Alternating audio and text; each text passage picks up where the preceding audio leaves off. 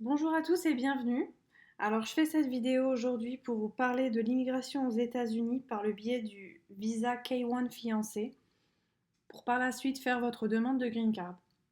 Donc tout ce dont je vais vous parler et ce que je vais vous montrer aujourd'hui, c'est vraiment basé sur mon expérience. Donc je ne suis pas avocate et j'ai pas fait appel à un avocat non plus pour ma demande de visa, mais j'ai fait ma demande en mars 2024 et ça a été approuvé en juin 2024.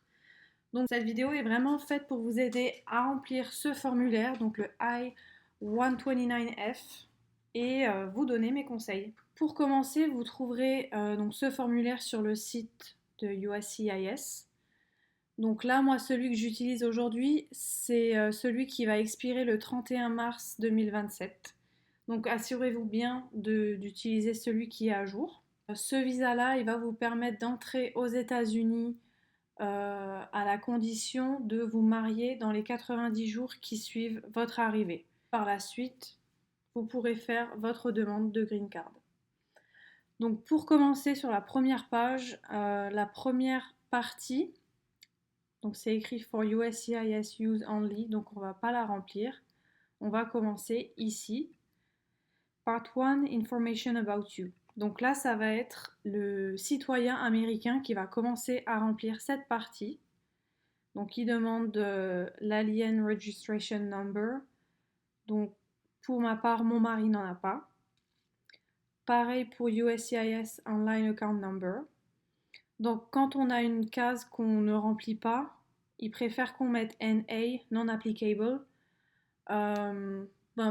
juste pour montrer que ça ne s'applique pas à nous, mais que ça n'a pas été laissé, ça n'a pas été un oubli, quoi. Donc ensuite, numéro 3, US Social Security Number. Donc là, vous pouvez mettre son numéro de sécurité sociale. Ensuite, pour le 4A, donc là, on va cocher le fiancé K1 Visa. Pour la question 5, on ne l'avait pas coché parce que ça ne nous concerne pas. Ensuite, 6A, last name, donc là, ça va être son nom de famille. First name, son prénom. Middle name, s'il a un deuxième prénom. Ensuite, other name used, s'il utilise d'autres noms. S'il n'en utilise pas, NA.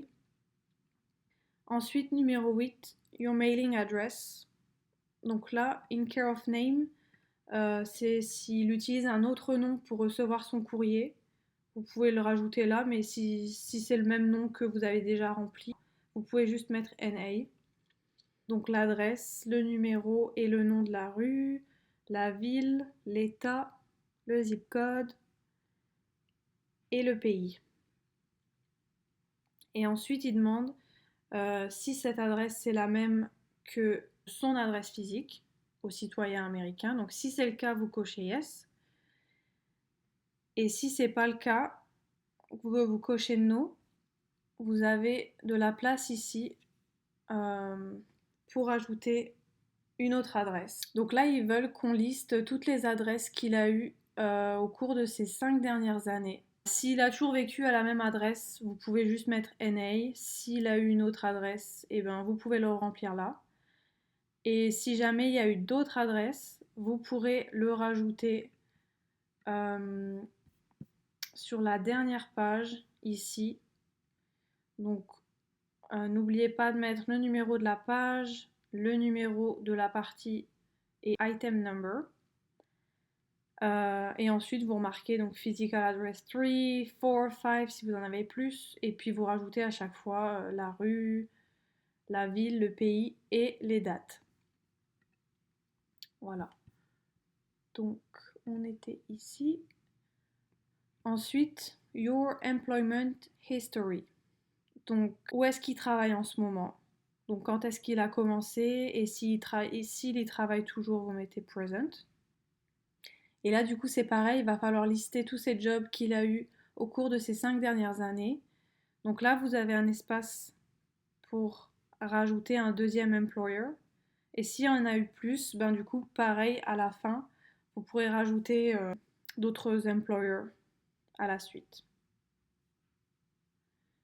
Donc ensuite, page 3. Donc ça fait toujours partie de de la fin de la page 2. Donc ici, Other Information, donc si c'est un homme ou une femme, sa date de naissance, Marital Status, donc à ce moment-là c'est single, parce qu'on n'est pas encore marié, la ville où il est né, l'état où il est né, et le pays dans lequel il est né. Donc ensuite, Information about your parents, donc là ça va être ses parents à lui, donc le nom, le prénom, si c'est un homme ou une femme, date de naissance, le pays dans lequel il est né, la ville dans laquelle il réside et le pays dans lequel il réside. Donc les mêmes informations pour le parent numéro 2. Et ensuite, question numéro 37, est-ce que vous avez déjà été marié? Donc là, dans notre cas, c'est non. Donc on rajoute NA partout. Your citizenship information. Donc là, dans le cas de mon mari, il est citoyen américain parce qu'il est né aux États-Unis. Donc on a coché celle-là. Il n'a pas reçu de certificat de naturalisation, donc c'est non. Mais si dans votre cas c'est oui, vous pouvez rajouter les numéros et la date ici. Ensuite, il demande si on a déjà rempli ce formulaire pour un autre beneficiary. Donc dans notre cas, c'est non. Donc on met NA partout. Ensuite, numéro 48, est-ce qu'on a un enfant de moins de 18 ans? Donc là, pour nous, c'est non. Donc là, ensuite, numéro 50, il demande de lister tous les endroits aux États-Unis ou dans d'autres pays étrangers où il a vécu après ses 18 ans. Donc là, vous avez une place ici pour le lister. Vous avez résidence numéro 2. Et s'il y en a eu plus, ben pareil, vous pouvez l'ajouter sur la dernière page du formulaire. Là ensuite, la partie 2, ça va être à propos du beneficiary. Donc c'est la personne qui n'est pas américaine qui va immigrer aux États-Unis. Donc votre nom de famille, votre prénom, votre deuxième prénom, alien number, donc là pour ma part, j'en avais pas, donc NA.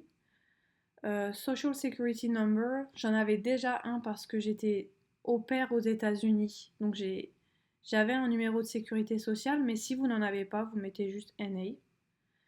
Donc la date de naissance, est-ce que vous êtes un homme ou une femme, est-ce que vous êtes marié, la ville dans laquelle vous êtes né, le pays dans lequel vous êtes né et votre nationalité. Donc là, pareil, si vous avez d'autres noms, vous pouvez les rajouter ici. Ensuite, page 5. Donc là, ça va être l'adresse du bénéficiaire, toujours. La rue, la ville, le code postal, le pays, etc. Et là, pareil, il va falloir lister votre adresse au cours des 5 dernières années. Donc la première, c'est celle où vous vivez actuellement. Et après, si vous avez eu d'autres adresses, là, vous avez une deuxième place pour en mettre une. Et si vous en avez eu plus, ben pareil, vous rajoutez toujours à la dernière page. Donc il faut savoir que si maintenant vous avez eu plusieurs adresses, que vous avez rempli toutes ces cases-là, vous pouvez toujours rajouter une autre page de partie 8 pour ce dont vous avez besoin de rajouter. Donc ensuite, toujours page 5, ça va être Your Beneficiaries Employment History. Donc là, ça va être la liste aussi durant ces 5 dernières années de vos jobs. Donc celui que vous avez en ce moment, vous le noterez en premier. Donc pareil, le nom, l'adresse, votre poste avec les dates. Ensuite ici, à la page 6, vous avez une deuxième place pour en noter un. Et pareil, s'il y en a eu plus, vous pouvez toujours rajouter à la fin. Donc ensuite, information about your beneficiary's parents. Donc les parents de la personne qui va immigrer aux États-Unis. Donc pareil, nom de famille, prénom, deuxième prénom. date de naissance, pays de naissance, ville dans laquelle il réside, pays dans lequel il réside. Pareil pour le parent numéro 2. Ensuite, il demande si le beneficiary a déjà été marié. Et ensuite, il demande Has your beneficiary ever been in the United States? Donc, si vous avez déjà été aux États-Unis, vous cochez oui. Et sinon, vous cochez non. Ensuite, il demande If your beneficiary is currently in the United States. Donc, si vous êtes en ce moment aux États-Unis, vous devez remplir ces informations. Sinon, vous n'avez pas besoin de remplir ces informations. Pour mon cas, j'étais en France, donc je n'ai pas eu besoin de remplir ces informations. Mais j'ai quand même mis les numéros de mon passeport au numéro 38 avec le pays qui m'a délivré mon passeport et la date. Donc ensuite, il demande si le beneficiary a des enfants. Donc dans mon cas, non. Ensuite, ici, c'est toujours à propos de l'enfant, donc c'est NA. Ensuite, 45A, il demande l'adresse où est-ce que le beneficiary vivra aux États-Unis. Donc là, j'ai mis l'adresse de mon mari aux États-Unis avec son numéro de téléphone à lui. Et ensuite, là, il vous redemande votre adresse à vous. Donc j'ai renoté mon adresse avec mon numéro de téléphone français au numéro 48. Et ensuite ici, il demande votre nom et votre adresse dans votre alphabet.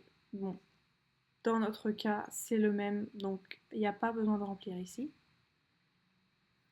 Ensuite, question numéro 51. Is your fiancé related to you? No. NA pour la 52. Question 53. Est-ce que votre fiancé et vous vous êtes rencontrés pendant ces 2 dernières années? Donc dans notre cas, c'est oui. Et donc pour la question numéro 54, il demande de décrire comment on s'est rencontrés. Donc là, moi, j'ai juste écrit ça et j'ai écrit les circonstances de notre rencontre dans une lettre parce que ça ne rentrait pas ici. Donc voilà, dans une lettre que j'ai envoyée bien sûr avec ce formulaire. Ensuite, question 55. Did you meet your beneficiary through the services of an IMB? Dans notre cas, c'est non. Ensuite, vous avez la question numéro 62 où il vous demande la ville et le pays de l'ambassade américaine dans laquelle vous allez vous rendre pour votre rendez-vous. Donc pour la France, c'est Paris, il n'y a qu'une seule ambassade. Donc ensuite, la partie 3, c'est de nouveau par rapport au petitioner, donc aux citoyens américains. Donc là, il va y avoir plusieurs questions. Vous répondez par oui ou par non. Ensuite, pour la question 5, ici, dans notre cas, c'était not applicable, beneficiary is my spouse, or I am not a multiple filer. Ensuite, la partie 4, biographic information, c'est aussi par rapport aux citoyens américains. Donc, il demande la taille, le poids, la couleur des yeux, la couleur des cheveux, etc. Ensuite, page numéro 10, donc Petitioner's Contact Information, donc le numéro de téléphone du citoyen américain avec son adresse email. Et ici, très important, il ne faut vraiment pas oublier de signer et de dater. Donc ensuite, si vous avez utilisé un interpréteur, vous pouvez rajouter les informations. Dans notre cas, c'était non. Donc là, c'est la page 11 et ensuite la page 12 où vous pouvez rajouter toutes les informations pour lesquelles vous n'avez pas assez de place dans le formulaire. Donc ensuite, quand vous êtes sur le site de USCIS, sur la page I-129F, vous avez plein d'informations, donc n'hésitez pas à bien lire. Donc c'est ici que vous trouverez le formulaire et ici c'est un formulaire d'instruction. Donc celui-là aussi il est important à lire. Si jamais vous avez des doutes, c'est toujours bien d'être au clair avec tout ce qui conseille. Ensuite, where to file, ça va être l'adresse à laquelle vous allez envoyer vos documents. Donc si vous envoyez avec USPS, ça sera à cette adresse-là. Et si vous utilisez FedEx, UPS ou DHL Deliveries, ça sera cette adresse-là. Ensuite, filing fee. Donc ici, c'est pour savoir euh, combien vous allez devoir payer. Donc moi, je sais que c'était 675 $. Mais pour être sûr, vous pouvez cliquer ici, Fee Schedule, et vous cherchez le nom du formulaire et ça sera expliqué, quoi, tout simplement. Donc ensuite, vous avez le choix de payer soit par chèque ou soit avec la forme J1450 si vous voulez payer avec une carte de crédit. Donc ça, je vais vous montrer juste après comment ça se présente. Et je voulais aussi vous parler de la forme G1145, donc ça c'est pour recevoir une notification électronique lorsque vos documents vont être réceptionnés. Donc ça aussi je vais vous montrer tout de suite, mais du coup voilà, vous pourrez le trouver en cliquant juste ici.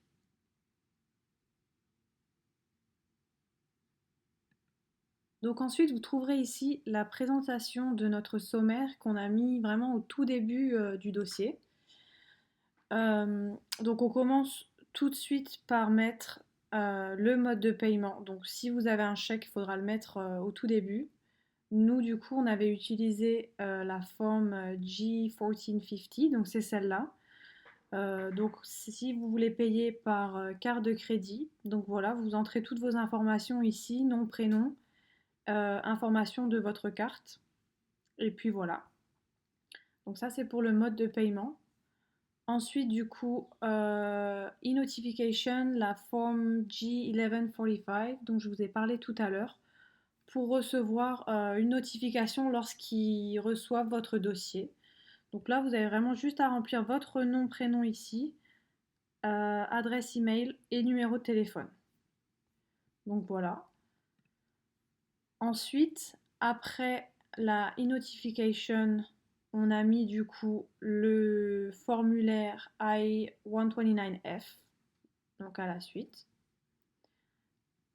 Et après celui-là, on aura The Declaration Letter of the Circumstance of our in-person meeting. Donc les circonstances de notre rencontre. Donc ça, c'était pour répondre à la question 54, partie 2 et page 8, si vous vous souvenez. Donc ça, c'est vraiment la taille du texte qu'on a envoyé qui décrivait en fait comment on s'est rencontrés.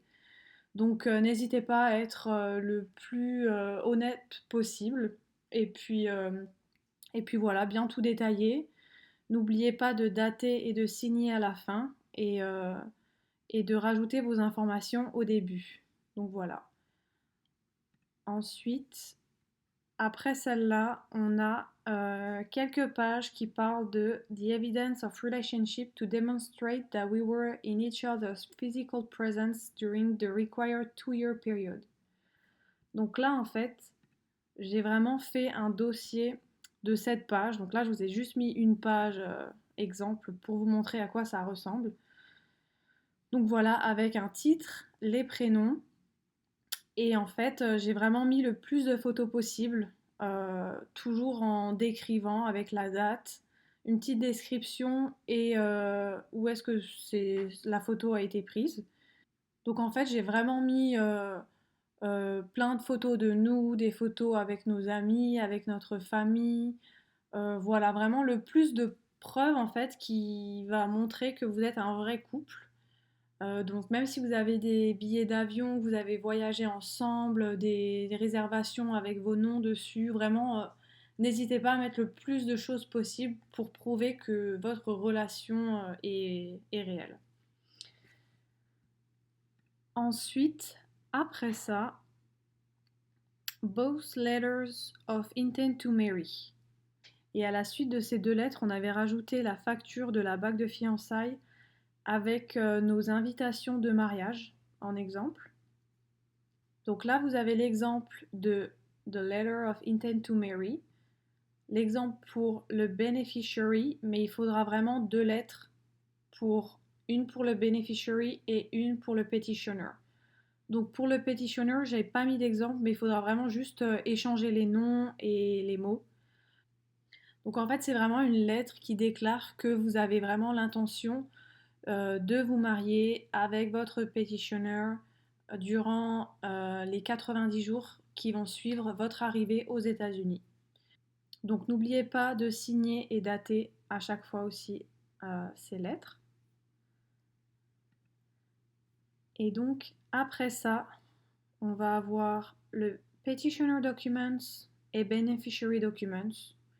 Donc là, je vous ai juste fait un exemple, mais en gros, donc j'avais titré la page avec nos deux noms et ensuite j'avais mis le document en question. Donc là, on avait mis copy of the birth certificate, copy of the US passport. Après, si vous avez d'autres documents que vous voulez rajouter, n'hésitez pas à rajouter le plus de preuves possible en fait. Et à la fin, il faudra aussi rajouter deux photos d'identité pour chaque personne. Donc deux photos pour le beneficiary, deux photos pour le petitioner. Vous pouvez aussi écrire au dos de la photo le nom. Donc là, vous avez vraiment tous les documents que nous avons envoyés dans une enveloppe. Donc on avait tout mis dans un classeur souple, un petit classeur souple. Mais après, vous n'êtes pas obligé, vous pouvez vraiment l'organiser comme vous voulez. Faites vraiment au plus simple, au plus clair possible. Donc voilà, après du moment que vous avez un beau sommaire et que tout est dans l'ordre, voilà, je pense que c'est le plus important. Donc voilà pour le dossier I-129F. Donc je pense que j'ai fait un peu le tour de tout ce qui concerne cette demande de visa. Donc n'hésitez pas à me dire si cette vidéo vous a aidé. N'hésitez pas à commenter si vous avez des questions. Voilà, je sais que ces démarches, elles peuvent sembler vraiment compliquées, mais sachez que vous n'êtes pas seul. Je suis passée par là aussi et c'est pour ça que je voulais vraiment partager mon expérience pour vous aider parce que je trouvais justement que dans mon cas, il n'y avait pas beaucoup de vidéos qui expliquaient ce genre de démarche et encore moins en français. Donc voilà, j'espère que ça vous aura aidé et que j'ai été claire. Et si vous voulez voir d'autres vidéos sur ces démarches, sur la suite du déroulement, le rendez-vous avec le médecin, le rendez-vous à l'ambassade, ben, n'hésitez pas à vous abonner. Bon courage dans vos démarches et à bientôt!